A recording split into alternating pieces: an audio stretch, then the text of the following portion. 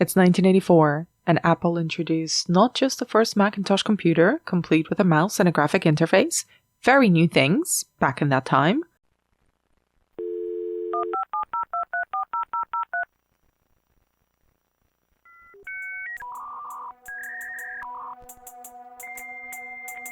You already know my name, and you can see it on the machine. I'm afraid. I'm afraid.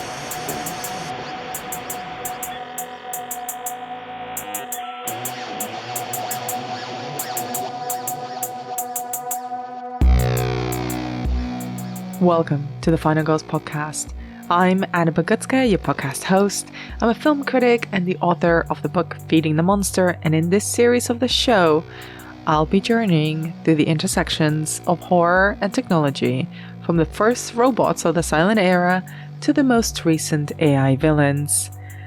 Over the next few months, we are deep diving into the mechanical wonders of machines.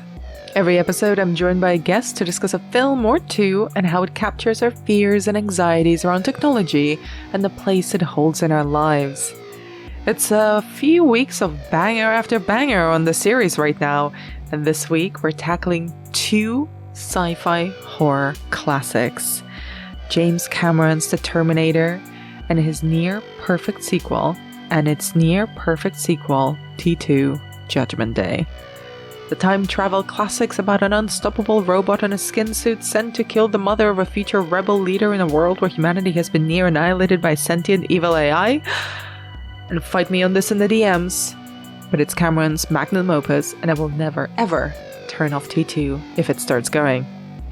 Joining me to discuss the wonders of both of these films, as well as the talents of Arnold Schwarzenegger, is Dr. Sorcha Ní Fhlainn, who's a regular on the podcast and a Terminator superfan. Remember to subscribe and review the podcast if you enjoyed this episode, and you can see what other films I'm going to be discussing over the next few months on our Letterboxd page, which is linked in the show notes. You can always let me know your thoughts on both films and whether the ending of T2 made you weep like a child by dropping me a line on hello@thefinalgirls.co.uk. And if you wish to support the podcast, you can find us on Patreon at patreon.com/thefinalgirls. And with all that said, please enjoy our conversation on The Terminator. Sorcha, you not just requested, you demanded to talk about The Terminator. Yes, I did. Recorded a whole bunch of episodes together over the years. Yes. This is the first film where you were like, I must be the first one. I must. There is only one option for me. It's just this film.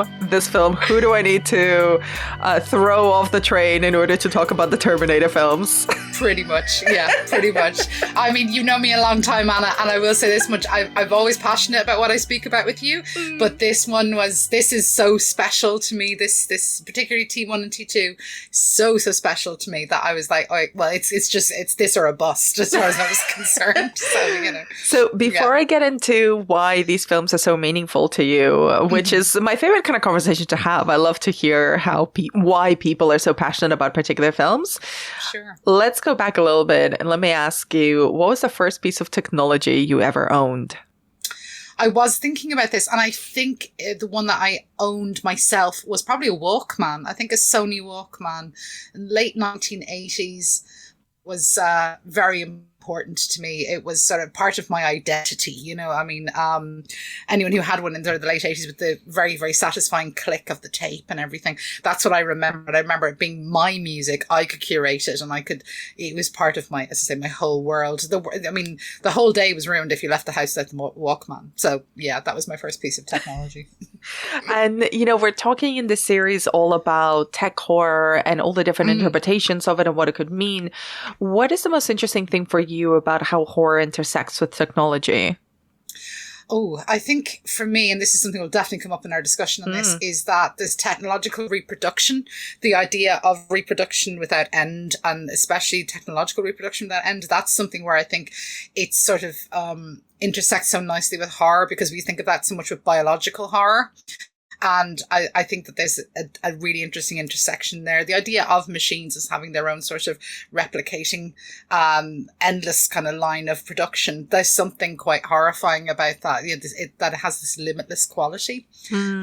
So that's why I think with horror and the idea of biology, it does intersect so nicely. So, and it's also the idea that it's like reproduction for the sake of domination as opposed to for the sake of legacy, and completely devoid of emotion, which obviously comes up differently in other films like Blade Runner of 2049 explores the idea of androids or replicants reproducing a lot, but it's all wrapped up in feeling and them being self-aware. Whereas in the Terminator films, it is the divide between machine and human is extremely stark. Mm-hmm. Absolutely. And as a result, then you kind of fear, there's always the question of any kind of time travel film as well, though, which I think we're going to get into. But, the idea of they'll just send another version, won't they? They'll just send a better version to come back and kill me at a different point in the timeline. So the ceaselessness of it, I think, is what's terrifying. Yeah. So tell me, now is the moment. Tell me why and how, and the story behind you becoming so obsessed with the Terminator films. How did you know? Okay, so I saw this movie way too young, as a lot of people did over the years. I saw this when I was about 7. And I had a phenomenal relationship through film with my father. And my dad loved action movies, and he loved Arnold Schwarzenegger movies and Kung Fu movies. But the one that I remember we watched on video when I was a kid, because it was in 18s in Ireland. I don't know if it was in the UK, but it was definitely in Ireland. But he was like, no, you can watch this. It's fine. It's, he didn't mind anything if he thought it wasn't going to have any graphic violence or anything. So we sat down to watch this, and it blew me away. It just blew me away the first time I saw it. And it was one that we watched fairly often.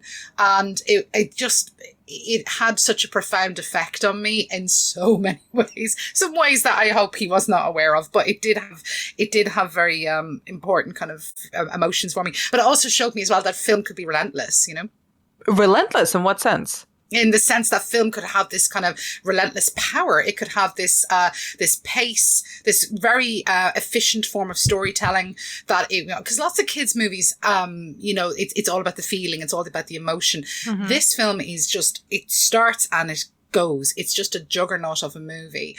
And then in the backdrop, you have a lot of human emotion, but actually it is a really long chase in so many ways, and that was so exciting as a kid to see that, and to see it expressed in such a kind of powerful way, and obviously with some violence as well. So that was quite exciting. So that started my journey with the Terminator. Bit of violence, yeah, just a smidge, just a little bit. So, yeah, but perfect, acceptable violence. It wasn't gory. It was everything in it made sense. It made sense to even a kid's mind, in terms of how the story hung together, the logic of it. It was very efficient storytelling. We'll get into the meat and bones of the film, but I want to talk a little about James Cameron, the director, who is a very larger-than-life figure. I mean, the man is responsible for a lot of massive, major blockbusters, each of them very different in their tone, in their ambitions. I mean, he's now very concerned with the Avatar franchise, but this is a very different style of film, even in his filmography. So where is James Cameron in his career when he makes The Terminator in 1984? So he's come out of the Corman School, and he's already worked on Piranha 2 at this point, and he's gotten the funding to make this small film, The Terminator, with his then girlfriend, Gaylan Hurd. Kind of put it together for a kind of a good enough, still working with the kind of Corman philosophy of, make it count, make the money count. And he gets this film together with this idea of sort of bringing together sort of science fiction classic ideas around time travel, but also with this, as I say, relentless kind of this love story at the heart of it, but also this relentless sort of sense of an unstoppable sort of machine. He claims in many stories he's told that he had a nightmare while he was actually on set. He was shooting Piranha 2, and he had a nightmare of this kind of relentless machine kind of rising from the ashes of fire. We get that shot at the end of the film. Yeah. And he said that was the one that kind of really made him, possessed him almost to do the art, because he's an incredible artist himself, drew it, and then from that began the development of the script. So that's my understanding of its origins from Cameron's perspective. But I do think it's perfectly logical. There's so many images in The Terminator that span all of his subsequent cinema. He's obsessed with the images of hands as a director. Oh, what other images? That's really interesting, because I mean, I've seen a lot of his work. I think it's unavoidable. It's unavoidable to have seen his work, but it's interesting that between, after Terminator, there is a slickness, there's Aliens, there's The Abyss. I mean, obviously T2, which we'll talk about. My personal favorite is True Lies, which is a very, very different genre for him as well. Also, again, action, again, romance, a little bit more erotic than his previous work. But what are some of these images? What are some of Cameron's obsessions that you see, presented in The Terminator? In his films, we find that there's this repeated motif of hands. And this is something that starts with The Terminator, I think, as well. So we do have this, whether it's the idea of using hands as images of power in the case of the actual Terminator himself. And we get that close-up, of course, of him opening up his arm to perform self-surgery. But we also get hands as an image of human expression as well. So we see that, especially in the love scene, there's a huge emphasis on the clasping of hands. So many. There's so many. Once you start to see it, you'll see it absolutely everywhere. It's also in Titanic, the clasping of the hands and the sex scene, and the hand, hitting the window in Titanic. We have it in The Abyss, obviously, in terms of making contact. Now, this is in and of itself not unusual in cinema, but in his films, there's always this particular emphasis on human hands as sort of as an extension, sort of the human soul. I think, and that's something that comes through a lot. I mean, True Lies, I'm trying to figure out, is there a particular scene? There's no scene immediately jumping out in my mind in True Lies, but Titanic was a huge one, and a return to that image in my mind. I know you'll know True Lies better than I will, because I think you love it more than I do. So. I just love Jamie Lee Curtis. Oh God, yeah. Oh, God. That's a given. I was actually thinking more the whole movie, but yeah, she's awesome in it. She's absolutely incredible. Yeah. And what do you make of the way that, that the Terminator imagines a machine-controlled future? I love that there's something so grim and futuristic, absolutely, but there was something in that opening shot, that future that we see that is just in ruin. It's such an 80s projection of the future. It's this idea of, just complete and utter decay and chaos. And amongst the ruins, then humanity still struggles to survive. So we do have this sort of ecological horror, but at the same time, we also have this sense of, in a 1980s worldview, the future is something that inevitably will end up destroying ourselves. It's a very Cold War future. So I think it's very prescient in the sense that that's exactly the kind of discourse and terror that was coming out in other cinema in 1983 as well, when this was being made. So I felt that it was very timely. Nuclear fire is something that is going to get us in the end, and we have to have this intervention, this moment of intervention, which I think the film is trying to be, as well as, of course, entertaining, is about this kind of moment of we need to think about where we're going. And the fact that he is politically a very muddled director in some ways, but he is very anti-corporation. That, again, comes through in a lot of his cinema. Yeah, I thought it was really interesting when I was rewatching it a few days ago. I had rewatched T2 more recently than I had the original Terminator, but both of these films are featured very heavily in a documentary, like a video essay documentary that I absolutely loved and have programmed before, called So Unreal by Amanda Kramer. And it's very much about this era in the 80s and the early 90s when technology was no longer kind of a science fiction conceit. It was every day. There was new advancements happening every day. Mobiles, computers were starting to enter the kind of, they're no longer just property of the CIA or of NASA or anything like that. And I do love the idea that it is sort of an intervention, but still a very dramatic sci-fi one where, the future is just the machines have they've not ruined everything. They've emerged and they have seized complete control over humanity. Everything is dark. Everything is broken down. There's no more houses. There's no more buildings. There's no running water. Nobody's clean. There's no toothpaste. It's just darkness, machines, and like the last dregs of humanity that are trying to, resist them.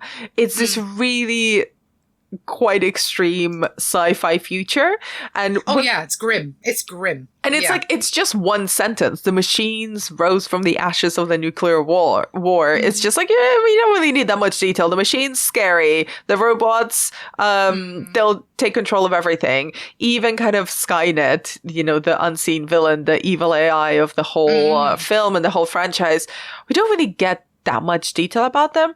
And I love that because it's not the point. It's just a very kind of, when you were talking about watching as a kid, I can see it works so much more intensely on children because it's a very simple fairy tale-esque structure, right? Yeah. It's like a big bad thing has ruined the kingdom and there is this one knight that needs to save the princess that has the key to saving the whole realm or the whole kingdom. Yeah. Exactly. So you can really boil it down to its most simple distilled form of storytelling. Yeah. But it's just a different way of imagining it at a different time. So yeah, I agree with you. It's and the fact, the way that it's shot, those sequences in the future, the ruined future, you do see that, again, all of humanity is stripped away. We've got, you're literally going back to the bare organic sort of sense of humanity, of working together, of, building, bombs out of rudimentary bits and pieces left behind, the detritus of the future. That's what you're working with. And it's the kind of human ingenuity will defeat the machines in the end, and also human reproduction. So. Yeah. Well, let's talk a little bit about the heroes, because I found this quite interesting, because really we have three people here. There's Kyle Reese, who we'll talk about, who is the kind of the soldier that's sent it back into the past. There's Sarah Connor, who is being told she's, this very important, mother of the savior kind of figure. And then there's John Connor, who I find really interesting because he's the default protagonist and hero of the whole saga, of the whole film. But we only get, one shot of him? I was confused whether the shot that we get of kind of a very grizzled John Connor is in the first film or the second film. Yeah, so the one where he's looking through the binoculars is in the second film. It's the opening of T2. So we don't even get to see adult John Connor, who is this hero of the resistance. And I wonder kind of what you think about the way that Cameron approaches this entire film, where the hero is completely unseen and only heard about and whispered about in these almost messianic ways. Yeah, well, exactly. It's messianic. He is the one who is supposed to bring about the change. It's again, of course, to so many kind of world religions, this idea of this person who has this ability to kind of, set the world straight again or end the horror. And I mean, it's no accident that his initials are JC, It's no accident at all. So I do find that in a way he is the sort of, we need to kind of work together to bring about this sort of form of faith over production. Again, I think this is why John Connor is so important to the future. But yeah, as you say, unseen in the majority of the series, of these two films anyway, until we get to the second one. So, and it's fine. I think that's all right. If anything, how do you live up to a character who is given this sort of background story where they're so crucial to the survival of humanity?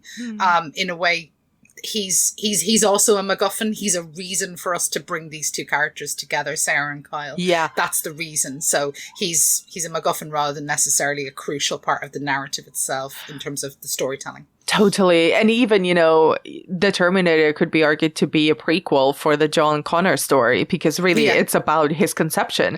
I mean, the religious parallels are so on the nose. It's kind of incredible how well pulled off they are, while not, really being co-opted by that crowd too much. But let's talk a little bit about Sarah Connor, because she does get a lot of screen time, and I found her a lot more endearing in this first film than, the image that we have of her now after so many films, particularly after T2, which we'll talk about, but also where Linda Hamilton is, and knowing the impact and the pop culture endurance of this whole franchise, but especially the Sarah Connor character, which has then been played by so many different actresses, both in film and TV.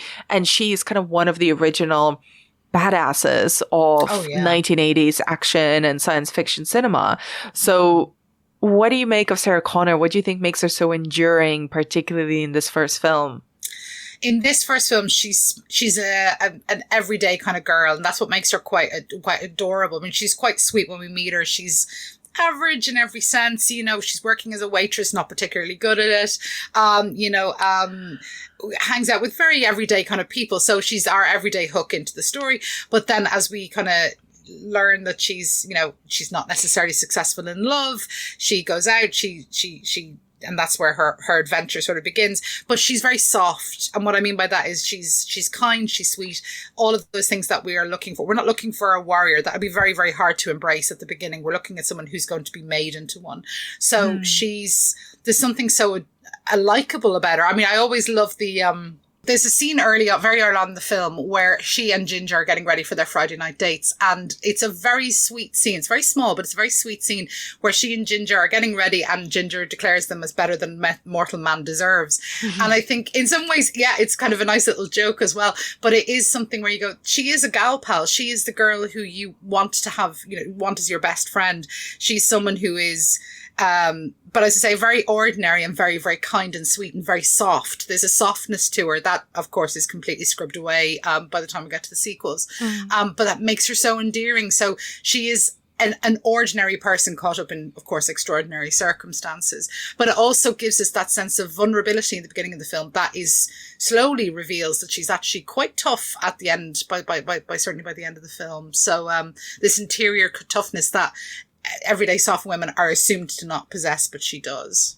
It's also the thing about her that struck me, that she's very compliant at the start of the film. Yeah.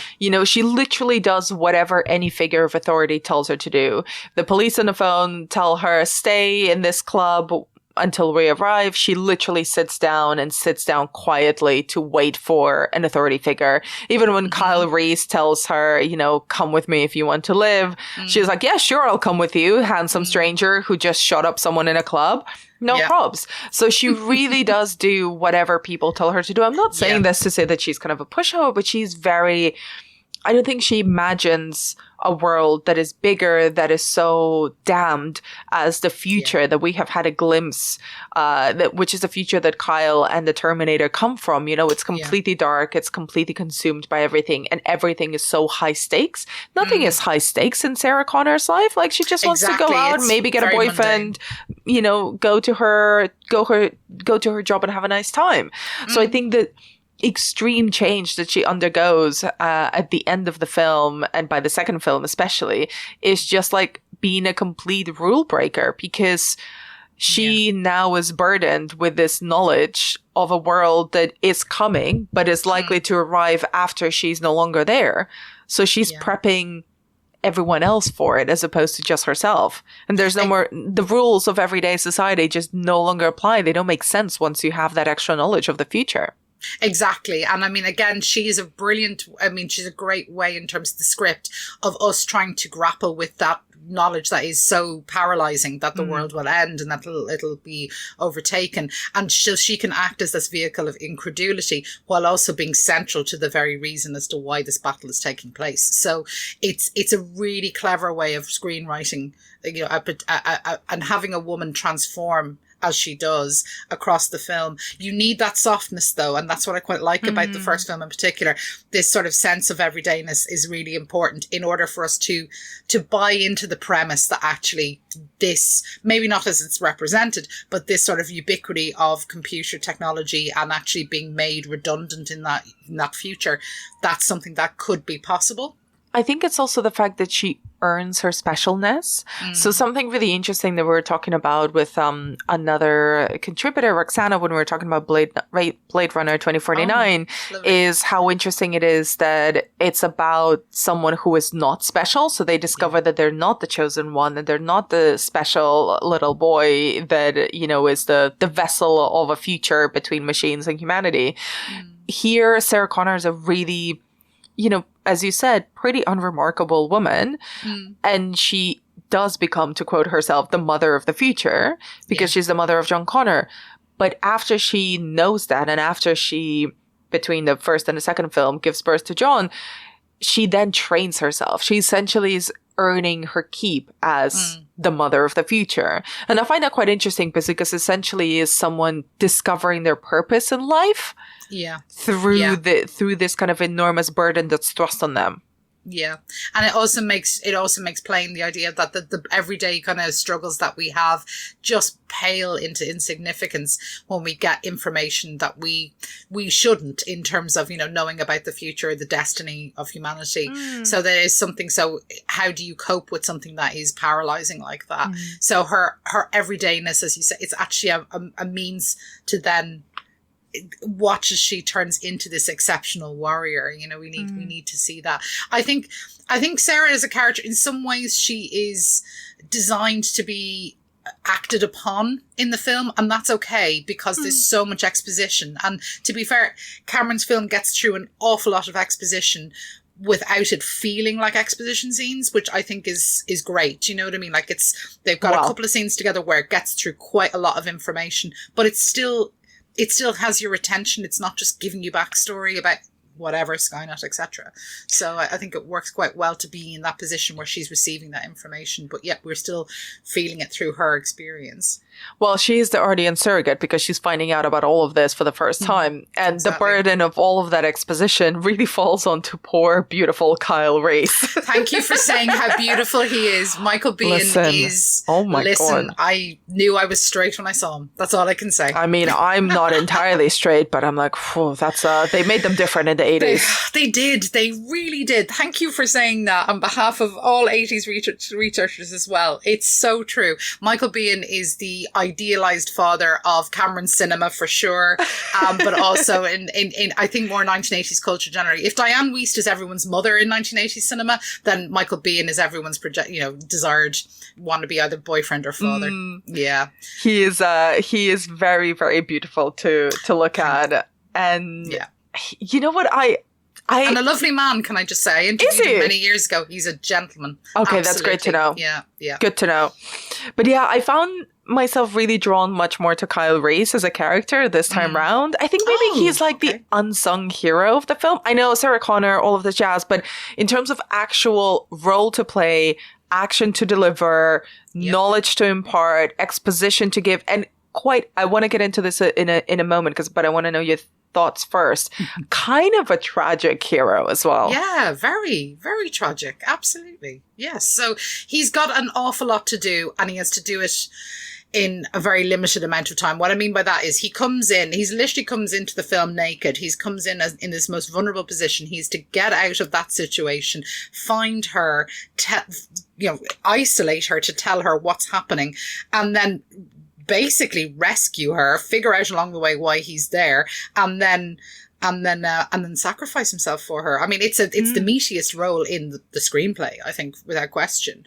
Absolutely. But it is also the one that requires him to do all the exposition, to do all the physical things as well, and then to make sure that she's along with him. He's an awful burden in the screenplay in order to kind of do all that heavy lifting of the story, and to sell the fact that I'm not a crazy guy in a homeless guy's pants. I actually am, this guy from the future, and you're going to have to buy into it. But I mean, when it's packaged like Michael Biehn, you're willing to go. I was about to say, I'm like, I'll believe a lot of things if it's coming out of a Michael Biehn in a trench coat kind of situation. There is a hustle, I was told years and years ago, that actually is based on this idea of a very, very long pickup line, which basically uses the plot of Terminator. And I have been told, it's not happened to me, but I have been told it's very effective. So, everyone wants to be told they're special. Everyone wants to be told they're the chosen, whatever. And I don't know, most of us want to run away with some form of time traveler or another. So, I mean, not really. Like Not really. No. I saw Kate and Leopold too early. I was like, no, thank you. No, I like my laptop. I like my phone. I'm okay. I'm good. Thanks very much. Okay. I like my Apple subscription. For me, I didn't think I was going to have to give up those things, but I do like the idea of the time traveler as someone who's literally crossed time for someone. There's something deeply romantic about that. Like vampires, it's very much about the violation of human rules. It's very I've crossed romantic. Oceans of time to be with you. To find you. Yeah. So, To be honest, the bar is so low that I'm fine with just like a coffee, Really? Wow. I'm a little more demanding, listeners. I'm a little more demanding than that. Maybe dinner. Oh my God, dinner. Sure. But not the dinner Kyle Reese makes, because, oh my God, that looks inedible. To be fair, I'm going to give him a break because I don't think they have kitchens or utensils or seasoning in the future. Yes. When he says it's plastic, you're like, I'm not eating plastic. I don't care how pretty you are. I'm not eating that stuff. You're in 1984. We can order in. You know, it's just...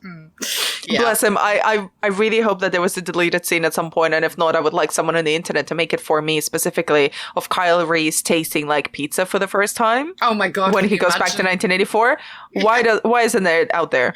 This is it. Well, I mean, they did have a deleted scene where he cries when he sees sort of the horizon, the sky, and the kind of the lush green of LA, if you can believe it. And it's actually too much. You don't want that character to emote that much too early. So I'm glad they cut it out. It would have been too overwrought, I think, in the film in the end. Which is actually, I think, the thing that made him sadder for me this time around. And I'll tell you where I'm coming from. I don't know why I kind of zeroed in on him a lot more than previous times. He was always just a vehicle for exposition and for action the previous times. But I think maybe this time around, the fact that we don't get to spend so much time with him emotionally made me think so much more about him in that other world. And obviously his story got expanded with the sequels and the prequels and etc. But there's something that really creeped me out in Michael Biehn's delivery. And I'm going to give him I'm going to give him credit and speak of it as if it were acting choices. Some less generous readings might say that it's because it's a wooden delivery. Whatever. I'm choosing to be generous this time around. Okay. So, when he is talking to Sarah, they're in the motel, and he's telling her all the stuff. He's telling her about John Connor. He's telling her about this world. And he's telling her that he was sent over by John, that he had to memorize these things that he had to tell her. And that picture of her that was his only respite for so long, that he would just have that picture with him and look at it, and we get that little beautiful flashback, or I guess flash to the future, but it's in his past because it's in his memory. Don't quote me on this. And then, obviously Sarah takes that picture, and we know that's the picture that will get handed down to him.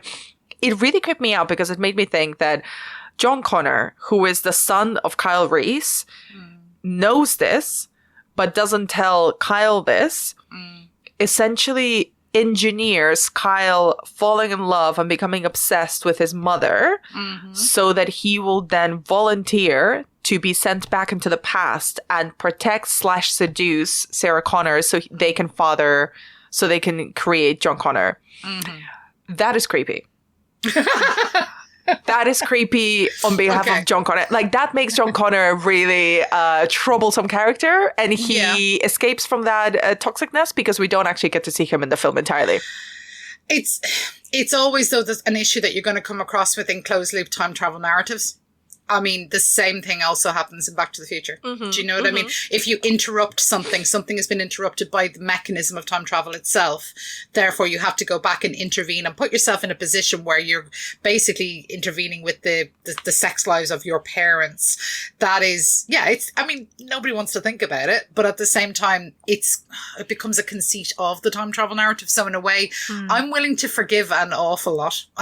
So I'm not creeped out by it, but I get where you're coming from on it. I think what I like about this is the fact that John is not mentioned much in that speech. I mean, he's mentioned as he gave me this picture of you once, fine, grand.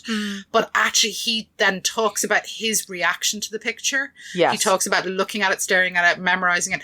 That's deeply romantic. Whoever gave you the photograph, that actual reaction to it, he might have gone and said, who's your one? I don't care. But actually he's looked at it and gone, oh my God, this woman is actually someone I've projected a huge amount of feelings towards, and then I'm going to actually meet her. So there's something, I get the creepiness, but also I get, you kind of backed yourself into a narrative corner. The additional element that is creepiness, and again, I don't know if this is the delivery or the actual, and I totally get the kind of the closed loop time travel thing. I'm sure I know there are millions of YouTube videos analyzing this particular paradox, but there's also the element of the delivery, and because Sarah is so soft, as you mentioned, and so gullible in a way. That sounds negative, but I don't mean it that way. She's keen to believe, she's keen to be special, and there's this really hot guy telling her that he's been obsessed with her for 20 years, who technically has not been born yet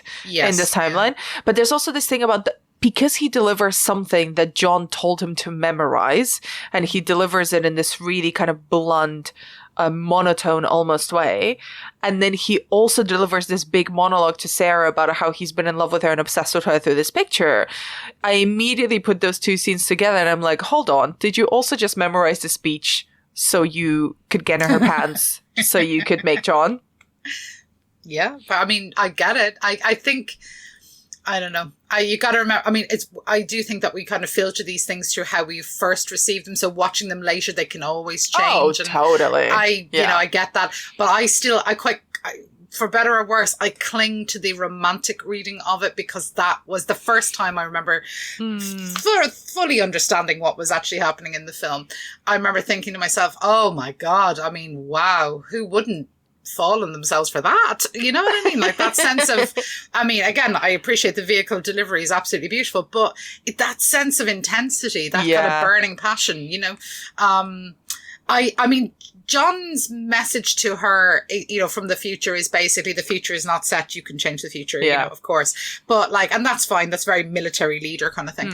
But actually the photograph, the engineering of the situation, I'm glad that, as I say, he's discarded out of the speech quite early on. And actually then it focuses on Reese's desire. And that's, again, it's not something that he initially, remember, he does not initiate the kiss. She does. So that's true. She's the one who actually goes, you know what? Yeah, I'm leaning into this, and away we go. Yeah. So, I mean, you could see it as, you know, sort of maybe manipulation. I don't read it that way from the images. I don't read it that way from the images of the actual scene. I read it as like manipulation of Kyle for a military purpose. Oh, sure. Yeah. I can see so like in a way, I do think, and also because he does sacrifice himself in the end, he is the tragic hero of it all. He is, yeah, he is. And then again, the fact as well that you kind of, and this is something that is such a Reddit thread, but you know, the idea that, you know, he is, we presume to be essentially, you know, a virgin of some kind. Yes. Yeah, this is, I mean, again, you're leaning into a lot of romantic literature here, this idea of the first and only, you sacrifice your life for them. Usually that's positioned for women's narratives. I like the fact it's actually positioned for a male narrative in this case. So, you know, there's a lot of emotional power there, but it's done in quite a compact and quite effective way. Oh, absolutely. Yeah. And I mean, we've left the best for last. Because we haven't talked about the Terminator himself. We haven't talked about Arnie. Yes, we have not. Yeah. So let's talk about Arnie.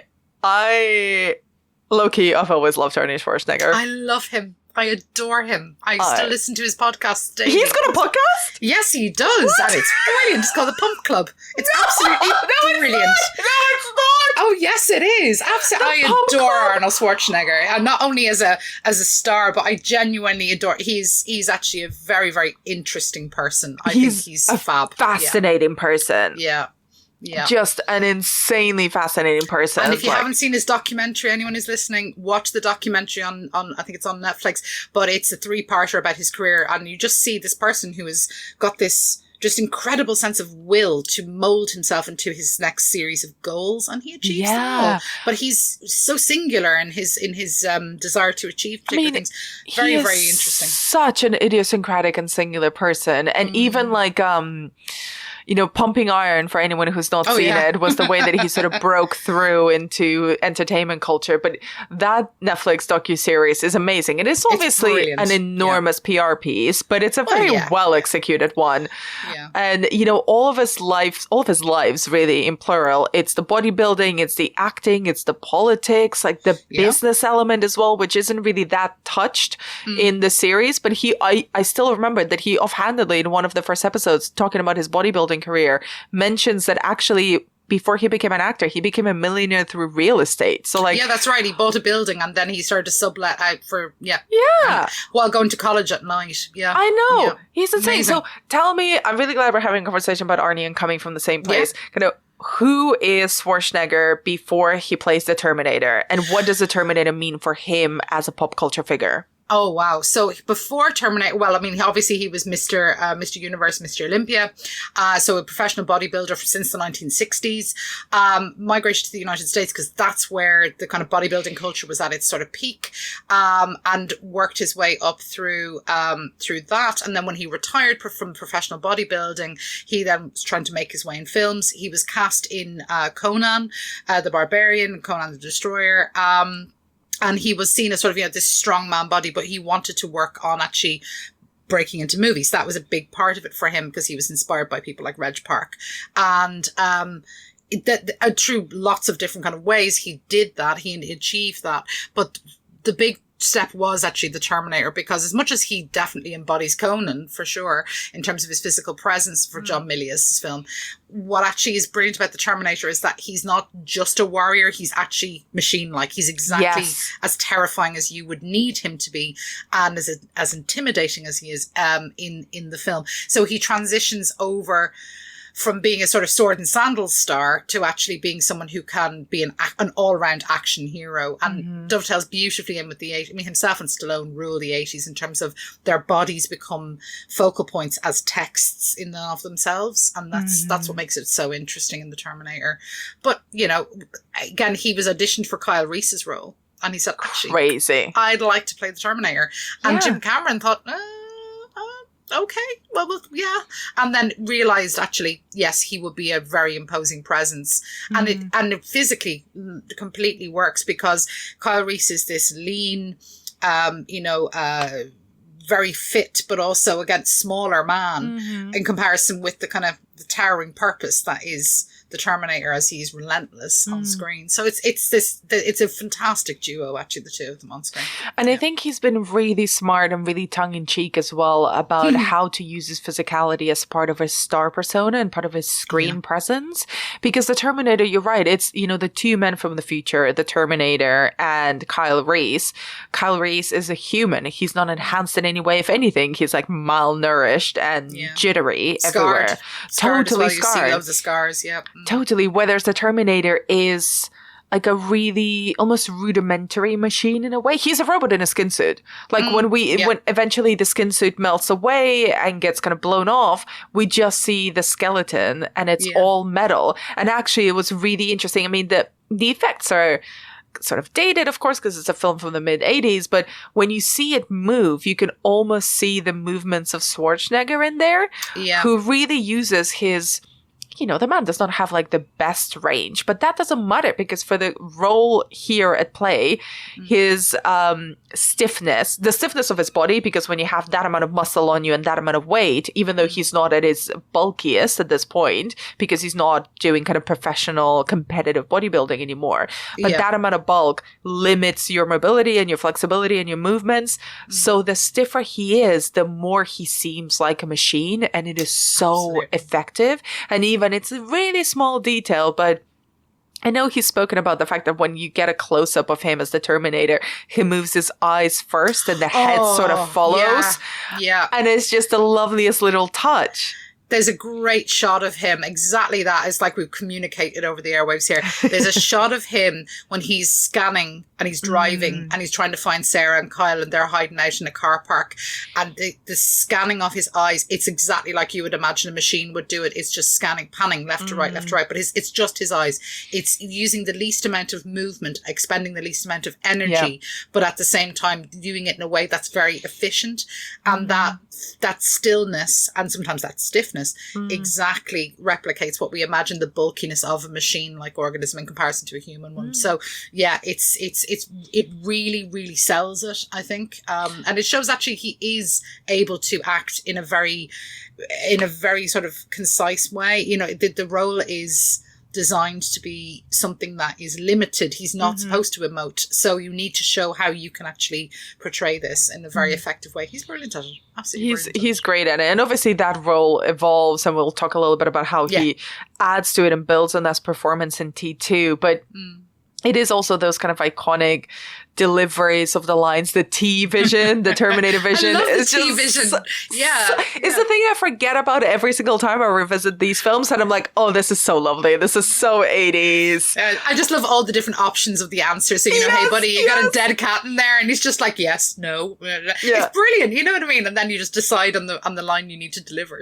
It's just perfect. Yeah. And it kind of, I think this might be a good segue into talking about T2, because obviously not just Sarah Connor and the Terminator himself are kind of the two stalwarts of the entire franchise.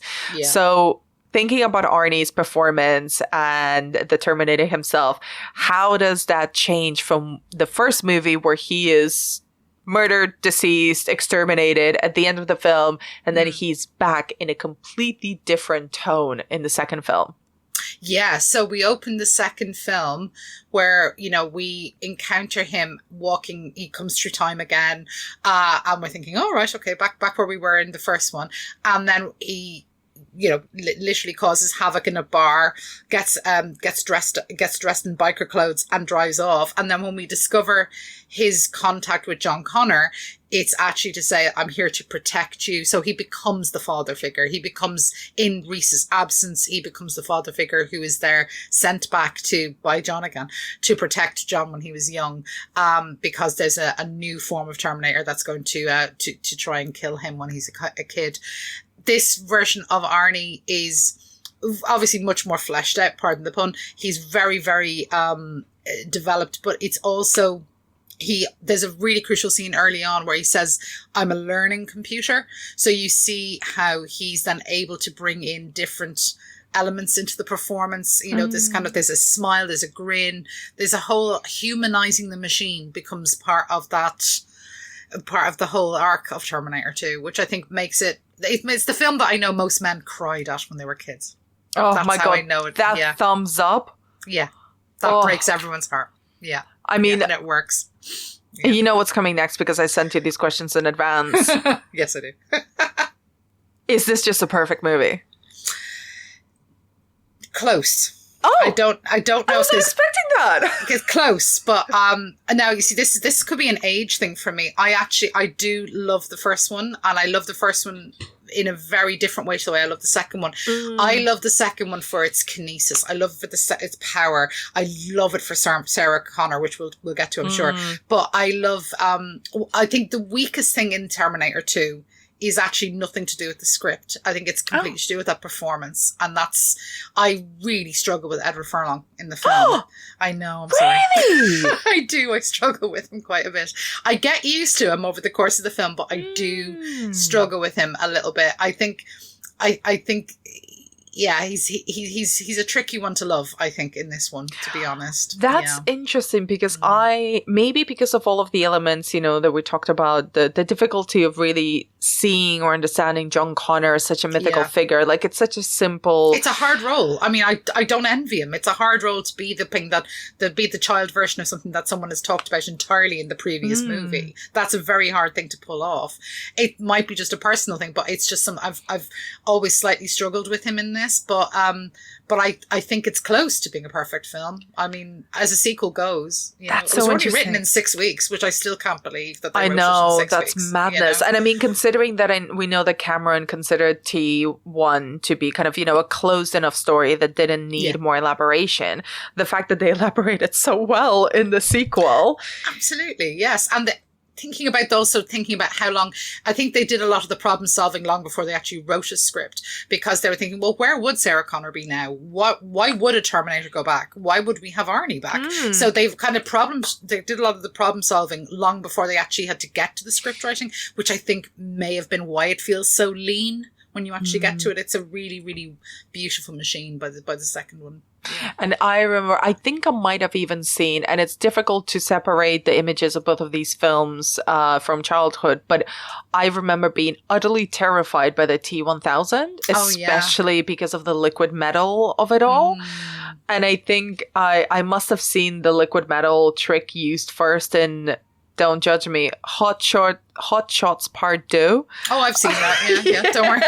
I never judge. I've watched a lot of stuff. Yes. Yeah, but I think I found that relentlessness and the indestructibility of the T-1000 to be almost more terrifying than the bulk, the size, and the kind of, robot in a skin suit approach of Arnie as the T-800 in the first film. Yeah. And, Patrick is just so, oh my gosh, I'm blanking on his name right now. Robert Patrick is just so good at completely draining his face from any humanity. Yes. Yeah. He plays a machine in a complete face. Yeah, he plays a machine in such a different way from Arnie, and it is so effective. It is. And I mean, I remember before T2 came out, I remember reading about it in film magazines going, oh my God, there's going to be a liquid metal Terminator. How amazing is that? And I remember thinking like, well, how do you defeat that? You know what I mean? Like what are the odds? That's quite impossible. But watching the film, I've watched this fairly regularly. I'd watch it every few months maybe, and I do find that it still looks amazing. Like, oh my God, so much. Breathtaking. It's 30 odd years. It still looks absolutely incredible. And I kind of, it's clever in its trickery, and it sells you on this kind of malleable horror that the T-1000 is. But what I kind of love about that is that you're immediately doing what Cameron does best, is he sets up this juxtaposition between kind of old tech, which is falling apart, which can't learn, which is learning, which is also being able to make critical decisions. Whereas we see this sort of the slickness is not something that's able to actually understand humanity, and there's no T-1000 vision. I always thought that was quite interesting. That subjective shot was always missing. Yeah. We only ever had the T-800 one. But then the malfunctioning is interesting as well. I know that's cut out of a lot of the kind of theatrical version. It's not in it, but I think there's so much interesting around the T-1000 in terms of his ability to kind of be everywhere, but at the same time he's so slippery. Literally, he's so slippery. There's something very othering about that. There's something very, very weird and unsettling about him. So I completely understand why it would have freaked you out, Well, I think there's also, we talked about Arnie's physicality and how he uses that to his advantage. I think when you're pitting the T-1000 played by Arnie, who now has a personality and has a different code where he's the protective figure, he is now this like big, enormous bear figure that is there to protect you, and his bulk serves as a cushion, right? Yeah. As a wall between you and all the evils of the world and Skynet and the T-1000. The fact that they cast someone like Robert Patrick, who is much more in the Kyle Reese vein, where he's like just very lean, very like his, actually, I thought. Very lean, very, even his hair is like slicked back. He's got very sort of slick features as well. Like he doesn't have a very soft face at all. He's very angular. Very, very angular. And and because it's like liquid metal as opposed to this like clunky machine, kind of more traditional exoskeleton that the T-800 has, that difference in body size makes actually the T-1000 more scary for me. Yeah. Because you can absolutely see him like a snake slippering in through bars, hiding in places, hiding in plain sight, just walking consistently through it, just like powering through things, but not actually being that physically imposing because of his size or his bulk. Yes, and it's really, really played to a great effect towards the end of the film when the two of them actually have this big fight in the middle. But there's a great moment where Arnie throws him against the wall and he literally just reverses himself. So, it's brilliant. You're just like, is there any way to actually defeat this thing? But I also think that it's a form of combativeness that I think really, really works. I mean, Cameron is so interested in sort of texture anyway. It's something that he's obsessed with capturing on screen. So this clash between sort of hard metal and soft metal works so nicely. I mean, especially when you pair the two of them together. Yeah.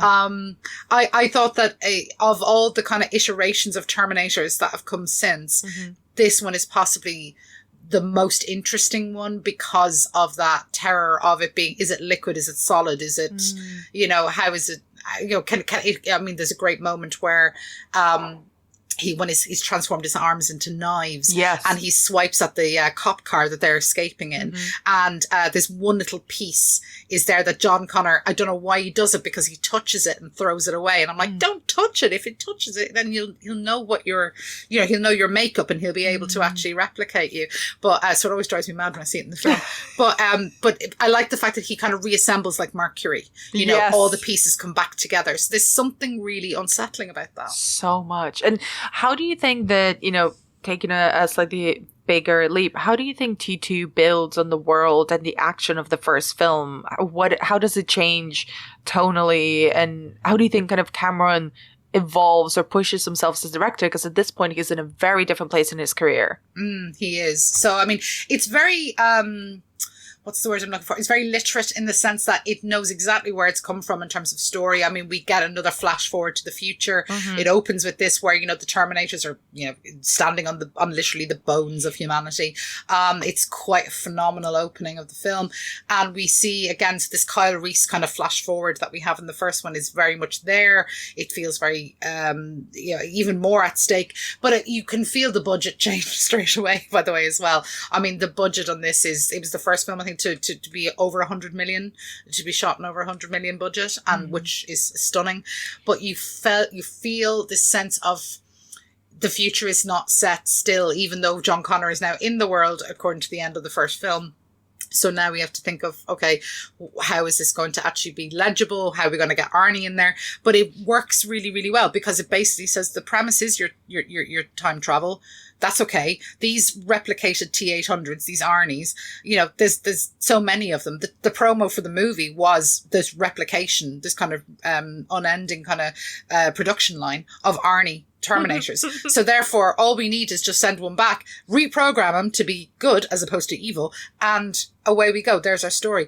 And that's all you need. That's what I kind of love about these films, is that there is a sort of a leanness to the exposition where you don't really have to know every little backstory. You just have to know he's a machine. He can be reprogrammed to learn or to do as you wish. And that's the exciting part of it for me as well. So it gives this whole worldview. By 1990, 1991, Cameron had already developed a great relationship with ILM in terms of making the water kind of alien in the abyss. So he knew what kind of look he was looking for. And as I say, the textures are really important to him on screen. So he knew what he wanted to realize. Then the idea then is to sell it in Terminator 2 as something that looks far more expensive than it is. So it was kind of that mishmash of trying to get the narrative that makes sense in terms of the liquid metal, but also then how it looks on screen. So oftentimes you think you're seeing more CGI than you actually are. So it's so clever. But Cameron as well is very exacting, very demanding. And the film has, again, like the first one, it has the emotional payoff, but the emotional payoff is now between father and son, or, future leader and Terminator sent back, as opposed to between parents, as you get in the first one. So it's still narratively is very, very coherent, I think. So it works really well because of that. Hence, I think they did so much troubleshooting that when they wrote the script, it actually probably is only a couple of drafts before you get to the shooting script, which is quite astonishing. And, talking about the emotional core of the film, it's obviously the relationship between young John and the T-800, but one thing that I really love about it as well that makes it a perfect kind of sequel in my eyes is that it does evolve the characters that we remember from the first film. Yeah. Most notably Sarah Connor. I talked a little bit about this when we were talking about the T1, but she is a very different person here, which makes complete narrative and character sense, because what would have been an absolute mistake is if she was the same soft, hapless, gullible Sarah Connor from the first film. Here, she is processed, she's trained, she's seen training, she's ripped, she is an absolute outlaw, she's a killer, she's made herself as close to a machine as she can. Exactly. Yeah, she looks it. Yeah. Exactly. Yeah, I mean, I'm just thinking of that first shot of her doing the pull-ups, you know what I mean? We see her arms, she's so buff, and at the same time she has got that kind of ruthlessness of a machine at that point. That trauma has literally molded her into this completely driven, focused, cannot do anything else except deal with this horror of the future. So yeah, she's incredible. And do you think by this point, kind of in this film in particular, has Sarah Connor become kind of a blueprint of what we think of when we think of a sci-fi action heroine? Yeah, it's interesting when you're talking about the heroines. I was thinking about it in relation to Cameron. I mean, he's done this as well with Ripley, remember, Yes. in Aliens. I mean, Cameron might possibly be the best director of sequels ever. Yes. I'm just thinking now, because I think Aliens is perfect, actually, as a film. Yeah, I mean, it really is. So, and again, you have Reproduction Without End there in terms of the narratives. So, you have these women who are, yes, can be soft, yes, can be nurturing, and certainly across the two films, Sarah Connor is that. But then also, when they have to be, they can be really, really tough. And I think he really champions very strong women. So Sarah Connor's evolution into this incredible warrior is completely logical. She would, of course, been put into some sort of asylum or institution after what happened at the end of the first film. She most certainly would have radicalized herself in some way, because she's got to find people who will believe her when she says, we're going to be absolutely incinerated by the machines. But I love the fact that there's the callback of characters like Dr. Silberman, who just torments her really, and at the same time is too stupid to realize that he's already come across this killing machine, at least by proxy from the first movie. He seems to be just a real foil to her. She's got less, I suppose, narrative weight than she did in the first one, where she had to be sort of this soft character who becomes hard. But in the second one, she has to also grapple with what are the costs of your choices. And that's what I think it gives her an interesting kind of development later in the film, as she's actually out in the world and deciding what she's going to do with Miles Dyson. So, And I wonder as well, I know you've said you're not the biggest fan of Edward Furlong's I don't hate him, I performance. just find he's difficult sometimes to just, it was never someone I had a crush on it. It was never someone I had a particular sort of emotional connection to. And I think the character John Connor is a hard one to pull off anyway. So sorry, Edward Furlong, if you're listening. Yes. No, and I do find him like quite, like as a person and everything that he's been through, he really has been chewed up and spat out by the entertainment industry, as many child actors are. But I do think because it was his, I believe, first role ever, there is a charm to him as a kind of teenage performer that is very unmannered, and it's sort of, it completely gels with me with the character of John, because he is someone who, at least when we meet him at this point in the story, he's not grizzled. He's not a warrior. Oh, no. He's not a military leader. He's a teenager who has never been to school, doesn't have any friends, does not have any connections, and has been told pretty much from birth that he needs to stay alive because he needs to save humanity when he grows old. But there's a flippancy to that. So I think it's interesting to me that both films deal with how very regular people deal with suddenly the weight of knowing what awaits the entire human race in the future. And really, yes, the future is not set, but at the same time, the pressure of holding that information and holding that decision and, battling away indestructible Terminators as well every once in a while. It's like, that is a lot to carry as an individual, and that is a lot to carry even as two people, mother and son. So I think he has that snark of a teenage boy that I think makes him really endearing to me, as opposed to like a very self-serious, dedicated, because for him, these are all like his mother's stories. And absolutely, he has now encountered these Terminators before. Exactly. He's only ever heard it from his mother, with whom he has certainly a strained relationship. And then suddenly he finds out everything she's told him is true. And he's, and then, actually, I will say this much, and maybe I'm being slightly ungenerous, but I do think that there's a great moment in it where we go from that sort of snarky flippancy that boys have, that's fine, and that, he's like, oh, I'm this great military leader or whatever, to when he encounters his mother, and all he is a boy in her eyes. Yeah. Do you know what I mean? And you see him as just actually someone who wants to be hugged, not because he might have an injury, but actually because he just needs her love and affection. Yeah. And that's a very, very good moment. Yeah. It's a very strong moment in the performance, actually. I will say that. Yeah. And we've only briefly talked about Skynet, but I think Skynet is probably one of the most well-known, alongside with HAL 9000 from 2001, as the most well-known pop culture evil AIs. So how does Skynet play into, or really has helped set, the evil AI trope? Oh my God. Well, when we had the kind of onslaught of AI with, ChatGPT and everything else in academic circles, we were all going, oh my God, Skynet, it's finally arrived and on time. So, it's gone into the parlance, isn't it? That's what it is. We think evil AI, we think Skynet. I mean, even in the most recent Mission Impossible films where they're having, again, evil AI as the trope, you are just thinking it's a fancier version of Skynet. Yeah. James Cameron is so prescient. He's seen this decades before anyone else puts it into popular culture. So, it is a fantastic shorthand. And as you say, up there, absolutely, with HAL 9000. But the thing that's kind of frightening about it is that there seems to be no core to the Skynet thing. Like, there is a creator, but there's no sort of core. We don't know, how is its sentience working or operating, or is it just a sequence of ones and zeros that makes decisions when, humans should be wiped out? We don't really get a full sense of that. So I think, in a way, having it as this sort of thing that is unseen in these first two films is really, really useful, because it makes it unknowable and therefore unconquerable. I mean, we can only ever buy the future to an extent. It might still encompass something back in the future, in the next sequel or installment. So I like the fact that there's no one, unlike other films like Blade Runner, for instance, where you have a head of a corporation, doesn't seem to be any head. And I think that's quite interesting. There's no head, there's no core, but also what is the ultimate goal?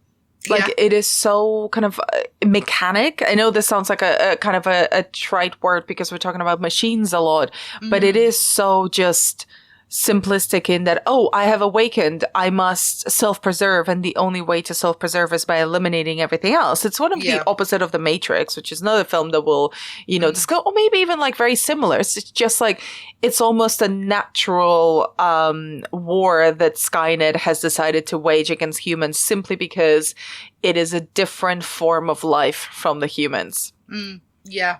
And it sees it as just they have the ability to turn me off or whatever. So therefore I must get rid of them first. But where does that end? After you've kind of destroyed most of humanity, what's left to conquer? I honestly don't think that it's thinking that far ahead, despite the fact that it's all-knowing. And I think that is kind of the limitation as well of Skynet as a villain, because it is just, it's this, not corporate, because there's no labor involved. There's not gaining anything. It's just total survival mode. It's almost kind of fighting back against a future menace.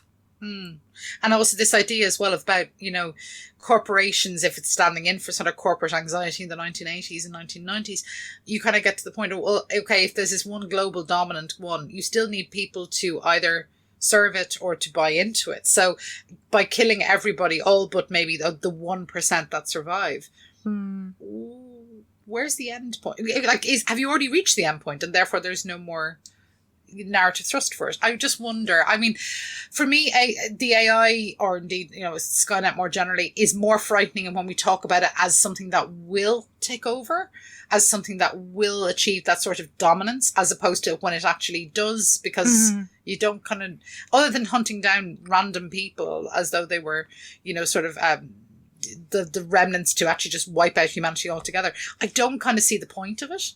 Yeah. After the fact. Maybe that's because we're not machines. This is true. Yeah. Yes, that is true. I'm far too emotional. I wouldn't handle it. So. And should we talk briefly about Miles Dyson, the creator, the Dr. Frankenstein behind Skynet, really? What do you make about the way that he is presented in the film, and the way that kind of, again, the narrative loop, because he manages to create Skynet because he finds little pieces of the Terminator's exoskeleton and his wiring, and that is obviously kind of a self-fulfilling prophecy. Yeah, I love the fact that it's a very neat way to connect the two films together. I mean, they find the chip, they find the arm, and that's how you actually can link beautifully between the first and second film. I like the way he's portrayed, though. I do think it's actually, really, really nice, because one of the things that they do is they enable his character to have empathy. He's not an evil genius. He's someone who's obsessed with maybe doing well, certainly ambitious. We see this in the fact that he works late. He, hey, kids, off you go and do your own thing. I'm going to work all weekend.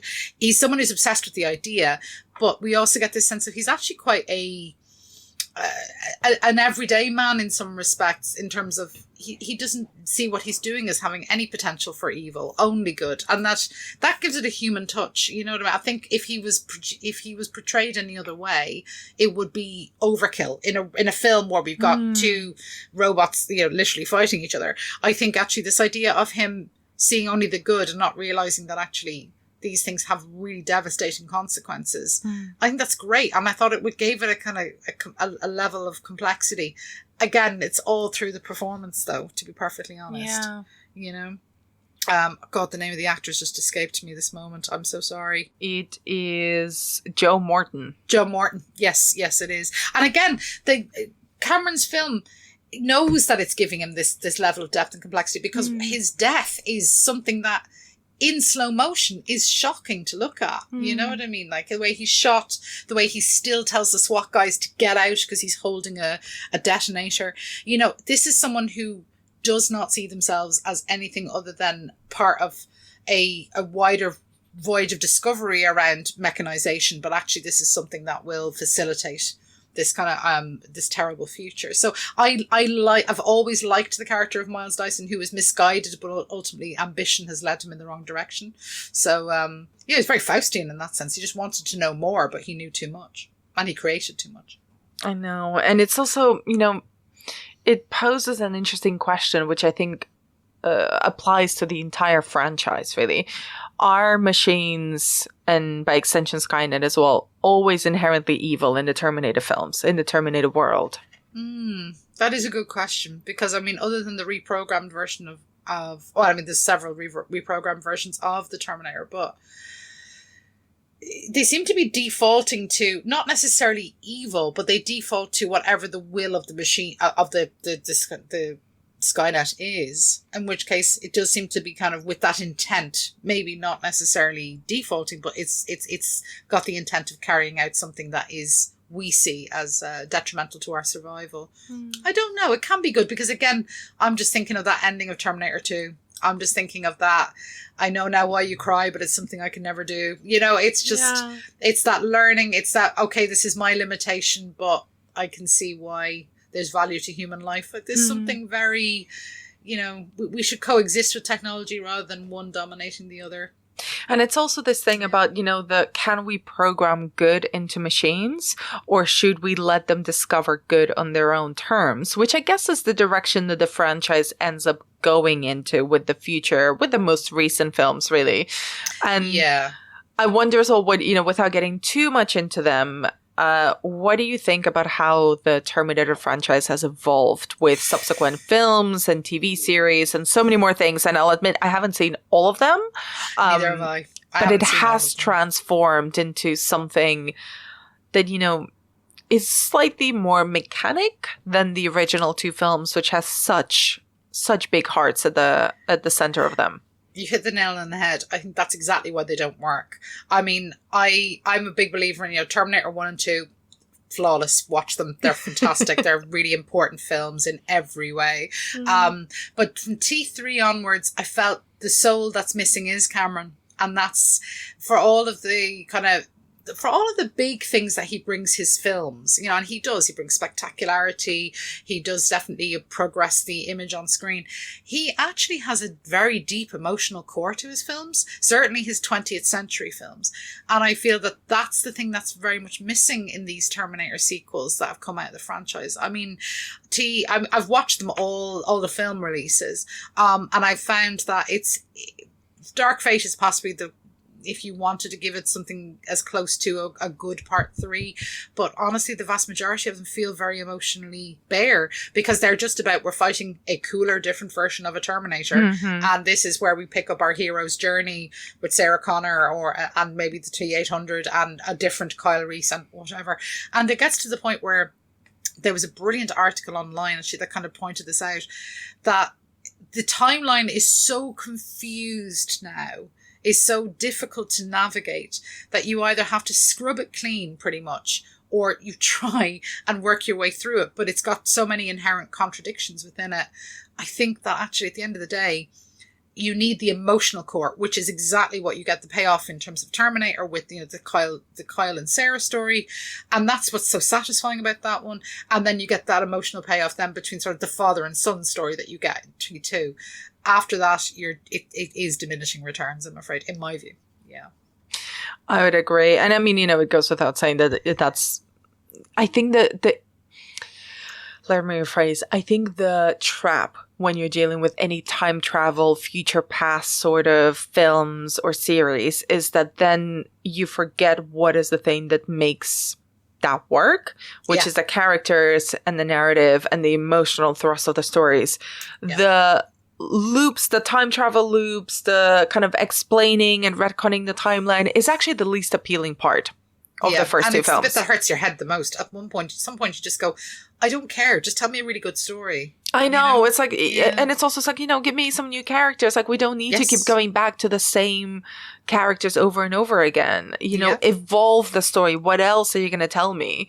And I think, like, I only watched it briefly, but I remember the TV series about the Sarah Connor Chronicles, which is essentially about the in-between time between T1 and T2. That makes sense. Yes. That makes sense. What was going on there? How do we get from like really soft, like low-key Sarah Connor to doing 20 push-ups every morning Sarah Connor? Yeah, exactly. I mean, that has a finite sense to it though, which I think is good. If you are building that out, there is a finite position you have to start at and end with that will lead you into T2. I get that. Prequels do that all the time. That's okay. The problem with the sequels is that a lot of them don't know where to go in the direction of the story. Mm-hmm. So you just end up having more cybernetics or more sort of, now John Connor's a Terminator. You're like, oh God, right, okay. So it becomes, you don't know what's at stake. At least in the two other films, you know what's at stake. Mm-hmm. And even in that in-between narrative, and I didn't watch the Sarah Connor Chronicles, but you have, as I say, a finite amount of time. So therefore you can develop the story towards a point that makes sense for your audience. This is the problem with a lot of franchise cinema that's not necessarily always continued on by the people who incepted it. And this is where I think Cameron's deft hand is really missing, and we really feel that absence. And as we start wrapping up, Sorcha, this is a big question because they've been such influential texts, but where do you most see the influence of T1 and T2 on horror, on sci-fi, on action cinema? Wow, that is a huge question. I mean, in terms of 80s cinema, I mean, Terminator is vital in terms of our understanding of it. It is possibly, I would say, one of the best science fiction films ever made, but definitely of that decade without question. That's a very, very, very strong decade for science fiction. It's really important in terms of how to think about telling time travel stories as well, I think. Mm-hmm. In terms of horror, it's again back to that idea of reproduction without end. It's this idea of fate, there's so many ways to kind of pull it apart that way. I think it's the unstoppable machine. Yeah, it's the machine in a skin suit. And I mean, there's different interpretations, like Rottweiler, which is, basically like a robot dog in the skin of a dog. So like that unstoppability of the Terminator and the T-800 and the T-1000 as well, I can definitely see everywhere in horror. Yeah, I can see a lot of it in horror. And I think, again, as you're moving towards sort of machines and mechanized storytelling as we get into 21st century, sort of, kind of grappling with technology, it's all kind of feels like it's kind of come out of that Pandora's box that was those two films back to back, particularly T2. I mean, in T2 you also have that spectacularity and the feeling that, a good story told well can use those special effects in a very profound way. And I mean, talking about 90s cinema, when I was teaching some 90s cinema stuff, you really have to think about the power of that film back in 1991, what it was trying to do and say. I also think as well the idea of more action heroes, more women as action heroes. I mean, 90s was a fairly okay decade for that, but Sarah Connor is a pinnacle of that as much as Ripley is in the 80s. So that's really a James Cameron thing. their influence is so profound that I actually, not to be funny, but I'm actually struggling to find where I can't see it. Yeah. You know, that's what my brain is kind of melted from trying to, where is it not touched something, you know, in terms of, as I say, using really, really good storytelling really, really effectively. But also the fact that these films are so readily available and so celebrated. I often, when I really feel like I want those kinds of stories, that's when you go back to these movies. That's the joy of them. They're so rewatchable. I don't know how many times you rewatched them, but I know I've worn them out in a few different formats, you know? So it is just endless entertainment. It's a sort of like ingenious, tightly scripted, very well made action cinema. Yeah, and very kinetic, as I say, very kinetic. You feel it. I mean, I would still go back and watch clips of one of my favourite sequences in the whole of Terminator, of those two films, is in Terminator 2, where they're in the mill and we have Sarah Connor, and she's going to actually blow away the Terminator, the T-1000, and she's just reloading that gun, and she's shooting, and I just feel the sweat coming off the screen in terms of Linda Hamilton's performance. It's so physical and powerful. It's a great moment of score as well in the film, but it just pushes you. That makes me feel like that's cinema at its absolute finest. I mean, that's just badass, and I love the fact that Cameron gives you that, you know what I mean, and really enables you to feel the story as much as actually looking at it visually. You know how you said that he was very obsessed with hands? He's also very obsessed with sweat and water. So many characters are sweaty, very visibly, very palpably, like smellily sweaty. Yeah, well, they do kind of hose down poor Kyle Reese in Terminator 1 as well. You have moments of that too. Yeah. And Sorcha, before I let you go, is there anything else about T1, T2, or the Terminator films as a whole that you wanted to bring up that we haven't covered? Well, just to say that I love the score as well, Brad Fiddel's score of the two films. And while the first one's more sort of synthesizer, the second one is a little bit more orchestral. I absolutely love that soundtrack as well. And again, you get that mechanization behind it in the score itself. So you hear the kind of like it's like almost like a kind of artificial heartbeat that comes in behind the score as well. So I adore that music. I could listen to that score all day. And it does make you feel like you could go out and fight the machines when you listen to it. It does exactly what it should. I just love those two films. I think those two films are very important for what they did for cinema, but also in terms of storytelling, in terms of empowerment, but also they're very basic at their core, but that's why they work. So they're brilliant. Such a beautiful note to end on. Near perfect movies. Oh, well, T2 is perfect in my eyes, and you're more of a T1 girl. I am, but, T2 just confirmed I was right the first time, in the sense that it confirmed it's so good. The second one actually just builds on how good it all is together. So, yeah. So, thank you so much for your time, for your insights, and your really, really heartening enthusiasm for these films. Thank you. Where can people find more of your work online? Oh, you can find me online. I'm on X at Vampire Sorcha. That's Sorcha. You can also find me. I'm doing a lot of work on 80s cinema at the moment. I'm writing a couple of books at the moment as well. So you'll be sick of me soon. But I'm available online if you want to talk anything to 80s movies. I'm very happy to. Thank you so much. Thank you.